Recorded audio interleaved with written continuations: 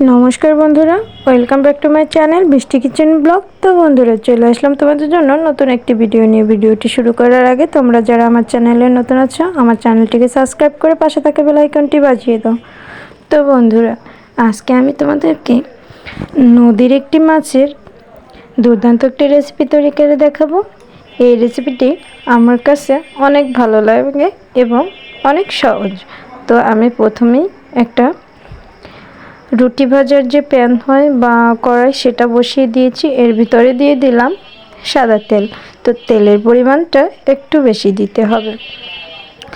তো এই যে দেখো, আমি নিয়েছি পেঁয়াজ কুচি, রসুন কুচি। এটাকে আমি একসাথে কড়াইতে দিয়ে দিলাম। এবার এটাকে ভালো করে একটু ভেজে নেব।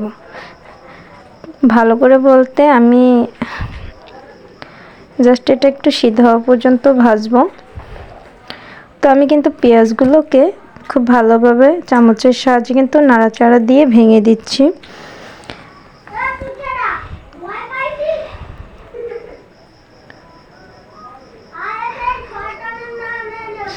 তো বন্ধুরা, দিয়ে দিচ্ছি হলুদ গুঁড়ো। তো আমার পেঁয়াজটা কিন্তু সিদ্ধ হয়ে গেছে, এই জন্য আমি হলুদ গুঁড়োটা দিয়ে দিচ্ছি। হলুদটা আগে দিলে হয় কি, এর কালারটা অনেক ভালো আসে তেলের সাথে হলুদটা দিলে। আর যেহেতু আমার পেঁয়াজের পরিমাণটা বেশি, সেই জন্য কিন্তু আমার হলুদটা পুড়ে যাবে না। তো হলুদটা দিয়ে একটু মিশিয়ে কিন্তু আমি জলটা দিয়ে দিব। অবশ্যই জলটা সাথে সাথে দিতে হবে, সাথে সাথে না দিলে কিন্তু হলুদ গুঁড়োটা পুড়ে যাবে। তো এখন দিয়ে দিচ্ছি মরিচ গুঁড়ো। তো তোমরা যারা আমার মতো ঝাল খেতে পছন্দ করো, তাদের জন্য এই রেসিপিটি কিন্তু দুর্দান্ত। তো মাছ তো আমরা অনেকভাবেই রান্না করে খেয়েছি। যেমন মাছ আমরা ভাজি করে খাই, ভুনা করি, পাতলা ঝোল করি। তো এইভাবে মাছটা কিন্তু যে কোনো মাছ এইভাবে করলে কিন্তু ভালো হয়। তো এখন আমি দিয়ে দিলাম সামান্য পরিমাণে জিরের গুঁড়ো, হলুদ গুঁড়ো, লঙ্কা গুঁড়ো এবং জিরের গুঁড়ো। তো এটাকে আমি কিন্তু এর সাথে ভালো করে মিশিয়ে নিচ্ছি। তো তোমরা দেখতেই পাচ্ছ, মেশানোর সাথে সাথে মরিচে কি সুন্দর একটা কালার এসেছে, কি বলবো। তো ক্যামেরায় হয়তো অতটাও ভালো বোঝা যাচ্ছে না, তো আমার কাছে এত ভালো লাগতেছে এই কালারটা। তো এবার কিন্তু আমি এটাকে খুব ভালো করে কষিয়ে নিব। তো বন্ধুরা, তোমরা যারা আমার চ্যানেলে নতুন আছো, তারা অবশ্যই আমার চ্যানেলটিকে সাবস্ক্রাইব করে পাশে থাকা বেল আইকনটি বাজিয়ে দিও, যাতে করে আমার পরবর্তী ভিডিও আপলোড হওয়ার সাথে সাথে তোমরা পেয়ে যাও। আর ভিডিওটি ভালো লেগে থাকলে অবশ্যই লাইক এবং কমেন্ট করো। তো আমি কিন্তু লবণ দিয়ে দিলাম, লবণটা মিশিয়ে এই যে দেখো, আমি কিন্তু এখানে নিয়েছি নদীর ছোট পাঙাশ মাছ।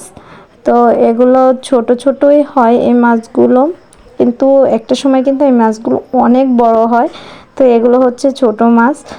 তো ছোট মাছটা খেতে আমার কাছে কিন্তু অনেক ভালো লাগে, এই ছোট পাঙাশ মাছটা, বিশেষ করে নদীর পাঙাশ।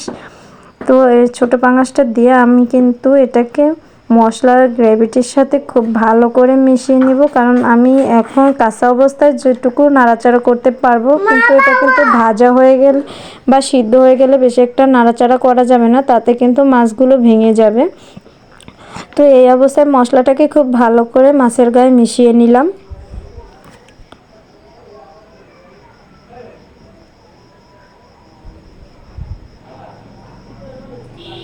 তো সময় স্বল্পতার কারণে আমি কিন্তু ওইভাবেই করতে পারছি না। তো আজকে আমি কিন্তু এই মাছের সাথে দিয়ে দিলাম মিষ্টি কুমড়া। তো মিষ্টি কুমড়াটা দিলে মাছের টেস্টটা অনেক ভালো আসে। এইভাবে মিষ্টি কুমড়া দিয়ে কিন্তু মাছ রান্নাটা আমার কাছে অনেক ভালো লাগে, সেই জন্য কিন্তু আমি এইভাবেই মিষ্টি কুমড়াটা দিয়ে মাছ রান্না করি অনেক সময়। আর আমার ফ্যামিলির সবাই কিন্তু এই মাছটা অনেক পছন্দ করে এইভাবে রান্না করলে। তো মিষ্টি কুমড়োটা দিয়ে আমি একটু মিশিয়ে এর ভিতরে দিয়ে দিচ্ছি জল। তো এমনভাবে মিষ্টি কুমড়োটা মেশাতে হবে যাতে মাছ এবং মিষ্টি কুমড়া সমান অংশে হয়ে যায়। এক জায়গায় মাছ, এক জায়গায় মিষ্টি কুমড়া, এরকমটা যেন কখনোই না হয়, সেই জন্য কিন্তু মিষ্টি কুমড়োগুলোকে আমি কিন্তু সমানভাবে মিশিয়ে নিয়েছি। এবার জল দিয়ে একটা ঢাকা দিয়ে রেখে দিলাম। তো এইভাবেই কিন্তু আমার মাছটা কুক হবে। তো এর ভিতরে কিন্তু আমি বেশি একটা নাড়াচাড়া করব না। তো দেখো, আমি কিন্তু জলটা একদমই শুকিয়ে নিয়েছি। তো এ পর্যায়ে কিন্তু আমরা একটু চামচের সাহায্যে কিন্তু মাছটাকে উল্টে নেব। আর চুলায় কিন্তু একদমই জাল থাকা যাবে না, জাস্ট কয়লার উপরে এখন কিন্তু এটা হবে। চুলার জালটা কিন্তু আমি একদমই বন্ধ করে দিয়েছি আগুনটা। তো বন্ধুরা সবাই ভালো থাকো, সুস্থ থাকো এই কামনা করে আজকের ভিডিও এখানেই শেষ করছি। দেখা হবে তোমাদের সাথে নতুন কোনো ভিডিও বা নতুন কোনো রেসিপি নিয়ে।